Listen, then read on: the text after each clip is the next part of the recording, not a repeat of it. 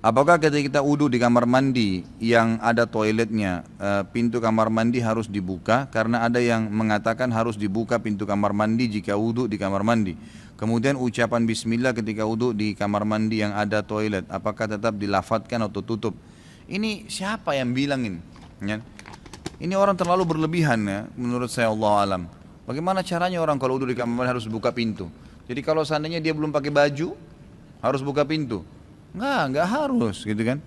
Enggak ada hubungannya sama sekali. Dan sudah pernah saya titik beratkan, bolehnya seseorang muslim berwudu sementara dia tidak pakai pakaian. Di kamar mandi boleh, yang tidak boleh di kloset berzikir kepada Allah, tempat WC-nya ya. Jadi kalau ada kamar mandi digabungkan antara WC, a'azzakumullah, semoga itu artinya semoga Allah muliakan Anda ya.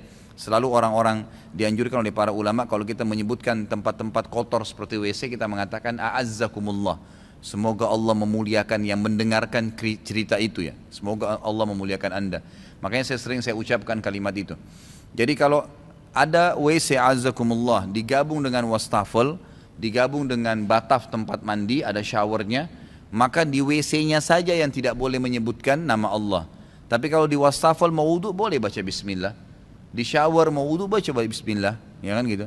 Tiba-tiba kita dengar salam, kita boleh mengatakan waalaikumsalam, tidak ada masalah.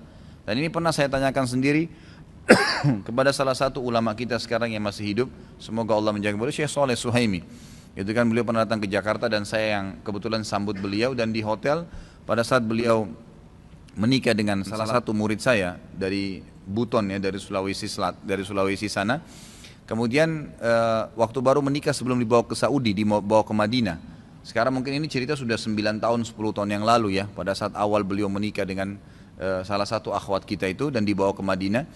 Pas saya masuk ke ruangan beliau di kamar di Jakarta sini, sempat ukhti ini ya, yang memang kebetulan itu salah satu murid saya, dia berkata dari belakang hijab, Ustaz tolong sampaikan ke Syekh, karena dia belum paham bahasa Arab, sampaikan ke Syekh, saya lihat Syekh ini kalau masuk di kamar mandi beliau mengatakan bismillah pada saat wudhu di wastafel.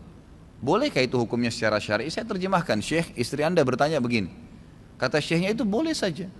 Karena memang larangan berzikir adalah di WC, bukan di kamar mandi. Kamar mandi umumnya dibolehkan. Termasuk bolehnya antum membaca doa a'udzubillahi minal khubuthi wal khaba'is setelah lewati pintu kamar mandi, enggak ada masalah. Gitu kan? Tidak ada masalah itu. Yang penting jangan di tempat yang dilarang tadi. Assalamualaikum warahmatullahi wabarakatuh. Assalamualaikum warahmatullahi wabarakatuh. Allahumma shalli ala sayyidina Muhammad wa ala ali sayyidina Muhammad. Buya yang dihormati dan dimuliakan Allah Subhanahu wa taala. Saya Pak Ci di Singapura, Buya. Yang ingin saya tanyakan adalah bagaimana hukum mengambil air wudhu di dalam kamar mandi, Bu ya. Hukum mengambil air wudhu di dalam kamar mandi. Mohon penjelasannya, Bu ya. Terima kasih. Assalamualaikum warahmatullahi wabarakatuh. Baik. Mengambil air wudhu di kamar mandi adalah sah. Adalah sah.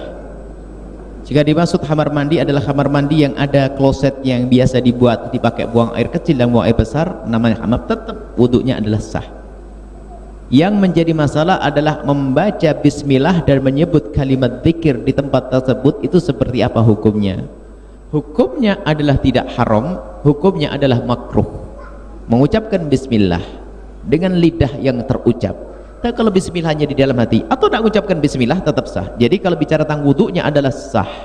Adapun mengucapkan bismillah karena niat untuk baca bismillah disuarakan di WC, toilet, hukum mengucapkan bismillah adalah makruh, tidak haram. Kapan mengucapkan zikir dan kalimat seperti itu haram? Haram hanya di satu keadaan, yaitu inda khuruji kharijat, waktu ada sesuatu yang keluar kita menyebut kalimat zikir, itu yang haram.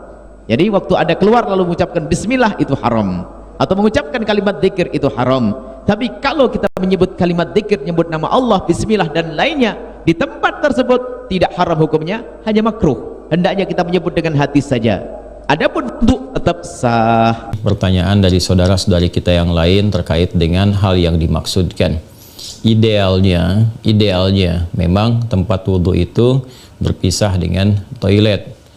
Mengapa? Karena di dalam tempat wudhu itu kita juga menyertakan ya berbagai macam kalimat-kalimat thayyibah yang mengiringi proses wudhu, baik sebelum ataupun setelah wudhu itu dilangsungkan. Ya, bukankah kita saat berwudu kan mengucapkan bismillahirrahmanirrahim, kan? Sebagai mula kita mengerjakan segala kebaikan dengan dasar yang Nabi sabdakan, kullu amrin tibalin la yubda'u fihi bismillahirrahmanirrahim fahuwa abtar. Dan itu juga sebagai ekspresi ungkapan gambaran atas niat yang kita tujukan dari wudu itu, kita arahkan untuk mendapatkan ridha Allah Subhanahu wa taala. Kemudian juga di akhir wudu kita juga kan berdoa, ya kan, dengan mengucapkan syahadatain, syahadu an la ilaha illallah, syahadu anna muhammadar rasulullah. Kemudian kita mengatakan Allahumma ja'alni minat tawwabin wa ja'alni minal mutatahhirin. Kalau kita mau kemudian tambahkan juga dengan doa wa ja'alni min ibadikas salihin.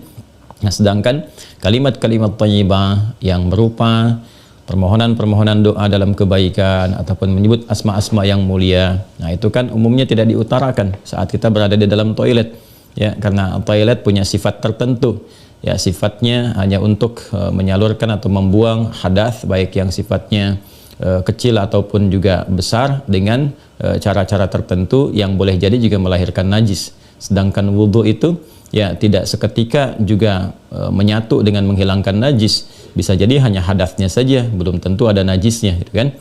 Sedangkan kalimat-kalimat thayyibah sangat tidak disukai diungkapkan dalam keadaan-keadaan kita masuk toilet. Karena itu saat masuk toilet kita kan berdoanya doa memohon perlindungan kepada Allah dari godaan-godaan setan yang berkumpul di tempat-tempat yang buruk, ya, seperti toilet dan semisalnya. Allahumma inni a'udzubika minal khubuthi wal khaba'ith. Nah, kemudian ketika kita keluar, kita kan beristighfar tuh, ghufranak, gitu kan, ghufranak, mohon ampunanmu ya Allah.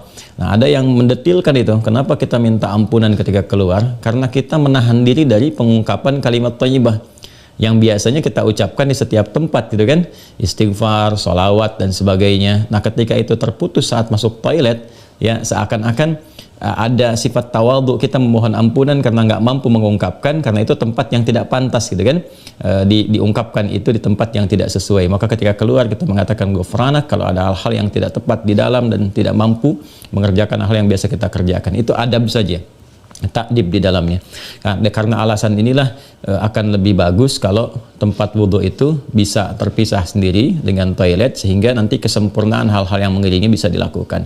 Bila pun memang keadaannya tidak memungkinkan dan hanya ada itu dan bisa didapatkan di dalam berbagai kondisi, ya, Anda ke mall misalnya kan, tidak ada tempat spesifik wudhu, taruhlah gitu, demikian kondisinya, atau bahkan dalam kondisi tertentu, bahkan saat haji atau umrah yang begitu padat tempat wudhunya misalnya, dan Anda hanya menemukan ada toilet tapi ada keran yang disiapkan terpisah, gitu kan, di dalamnya itu. Nah, ini kondisi-kondisi demikian masih memungkinkan, ya. Jadi kalau ada kondisinya sifatnya tidak terpisah keadaan tempat wudhunya, maka tidak ada masalah ketika Anda berwudhu dalam keadaan juga menyatu tempatnya dengan toilet, karena kaidah juga mengatakan ad-daruratu tubihul mahdharat. Kondisi-kondisi yang mendesak itu, kondisi-kondisi yang tidak biasa itu membolehkan, bahkan yang terlarang pun asalnya diperkenankan. Nah, ini kan sifatnya tidak terlarang, hanya tidak disukai, gitu kan, makruh sifatnya, nggak ada nas haram di dalamnya, tapi sifatnya tidak disukai. Tidak disukainya itu karena kita tidak bisa mengungkapkan hal-hal baik yang mungkin kita bisa lakukan, ya, saat kita berwudu. Jadi kita berdoa harus keluar dulu setelah selesai wudu, gitu kan, baru kemudian kita bisa berdoa. Ataupun bismillahirrahmanirrahim hanya kita bisa ungkapkan dalam hati, nggak bisa kita lafadzkan, gitu kan. Doa-doa pun kita iringkan di dalam hati. Nah, itu hal-hal yang menjadikan kita kemudian tidak maksimal. Pun demikian juga ada satu kondisi lain, itu kan tempat berkumpulnya setan di tempat-tempat yang kurang bagus itu, sehingga godaan-godaan saat berwudu dan sebagainya, nah itu kadang-kadang lebih banyak. Nah, ini tentunya juga di satu sisi tidak berlaku juga, ya, kondisi ini saat misalnya kalau mandi besar, kadang-kadang kan juga tempatnya menyatu juga dengan toilet, kan mandi besar juga berlangsung wudu di dalamnya, gitu kan.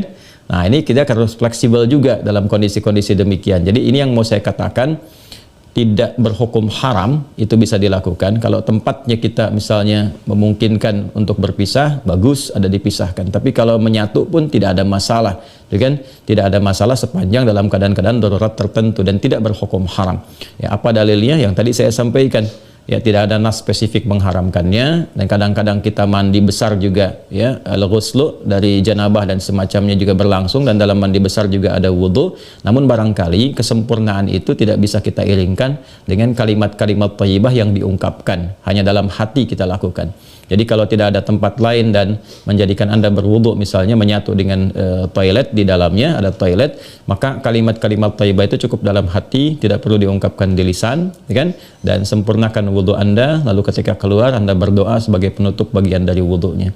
Demikian kiranya bisa disampaikan.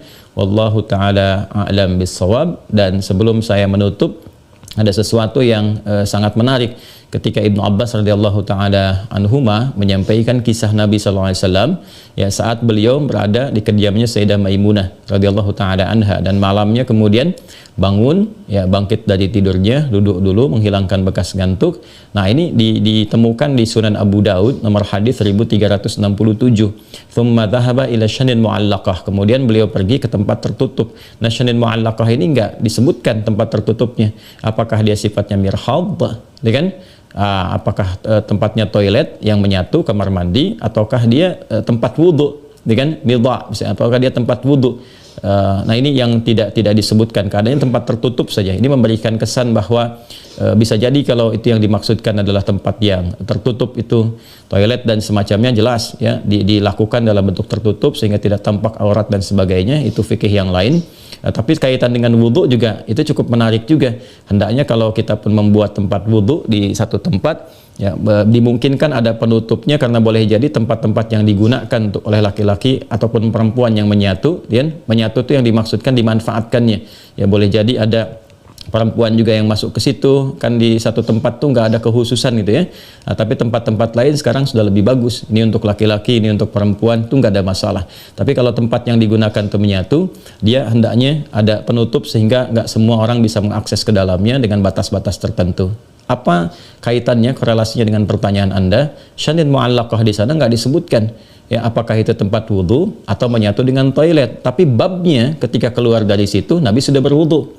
Ya, sedangkan keterangan-keterangan tentang seputar wudhu Nabi dan bangkit di malam hari itu disertakan juga dengan janabat. Artinya apa? Di kondisi-kondisi tertentu kan mandi, ya kan?